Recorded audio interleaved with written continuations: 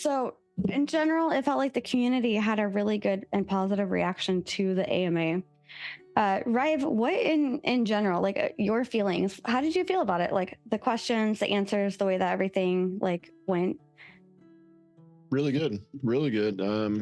Great group of people. I figured it would be because they had 4 really great people. Yeah.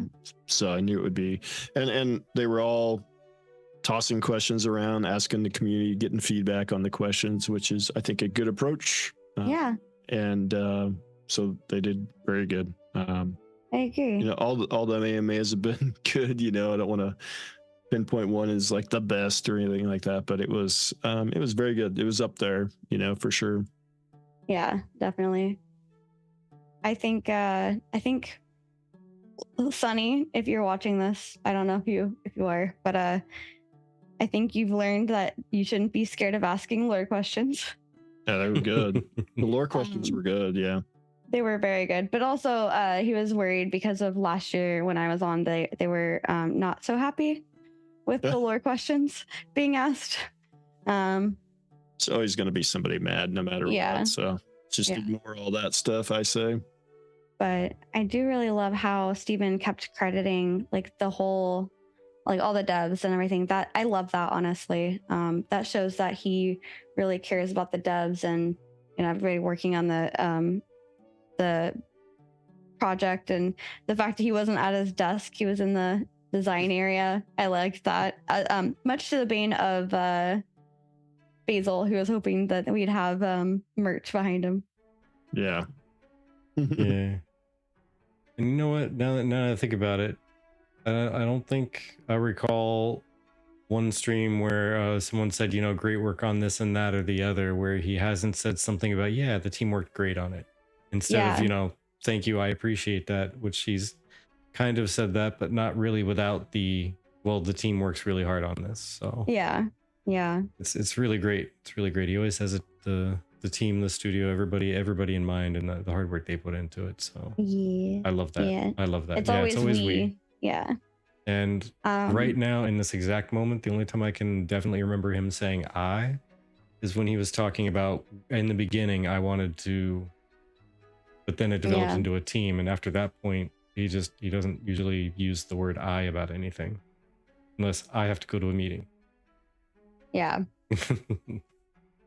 Intrepid is most wholesome. They are. Yeah, they really are. I have genuinely loved creating content for this community and this game for the last 5 years, and I would do it all over again. I do not regret one day of doing it. So yeah.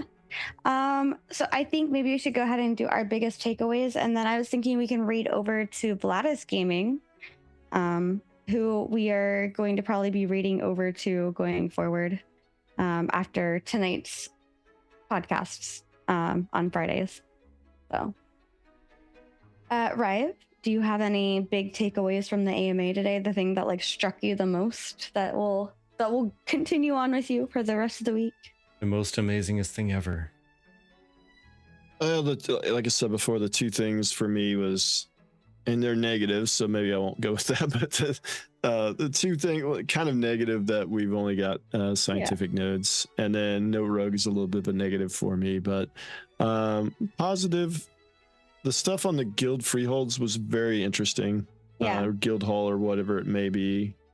That was very interesting because that was stuff we hadn't heard about. Yeah. And there's another thing that we hadn't, that was like really new. I'm scrolling through trying to remember which one that was. Like the vague answer, the vague idea of it. Jamie's question about the stations with the nodes in Grandmaster crafting. You can go to any crafting station in any node. You're not stuck in your own node to craft. I think that's good. Yeah, I agree. And no, Nair, we did not. For those of you that do like the dual wielding thing, he did say you could dual wield, mix match the single-handed weapons, and that there's going to be dual dagger in at the beginning of A2. But my biggest takeaway is, and we didn't get to cover some of these, to be honest, My biggest takeaways from it were about the you're not really able to test out the secondary. So that's my doomer. I'll join you. My doomer is not being able to test the secondary archetype before you get into it. But I really enjoyed that you can essentially the thing that we didn't cover is I'm finding it too because I'm scrolling so fast. A cheat sheet is vital. Right? I should have done that. That would have been smart. My favorite thing though is the guild tools, and we didn't get to cover everything. There was a lot talked about in a short amount of time, and we're 3 people who are elaborating our thoughts. But the guild tools, they're intending to try and get things like guild SMS and forums inside the game, performance events, properties, family size data for your guild master to look at and help determine your how good you're doing within the guild or as a player. And I really like that. I'm excited to hear more on that. And maybe we'll be able to cover that at more of an extent after Virtek can actually watch it. Yeah. Also, we totally have a Christmas song on stream right now. To a Christmas song. Oh yeah. Hi, Grim. Everything talked about is already done. It wasn't said being worked on or to be ready. Oh yeah, Grim. That's a good point. That was one of the things that were on our bingo sheet was in the coming months or iterative progress or something, and none of that was said. And I was like, Oh, okay. Well, I'll give my doomer and favorite take of the day here too. So my doomer take is obviously I work too much because I missed this stream and I missed so many other streams. So I need to work less somehow.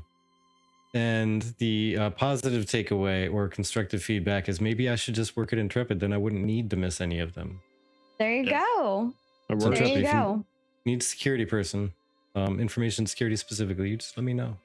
I know that they have a thing where if like, oh, you don't see your position here, like submit your resume anyway. Well, see, the thing that I'm afraid of, and the only reason I haven't tried that yet, is because I'm pretty sure there's going to be an answer of, yeah, if you work here, you can't do the podcast anymore. And that would make me cry. Yeah, that's why I haven't applied there either. As much as I'd love to. But be very Cracker specific. says, be careful what you wish for. Be very specific. Oh my gosh.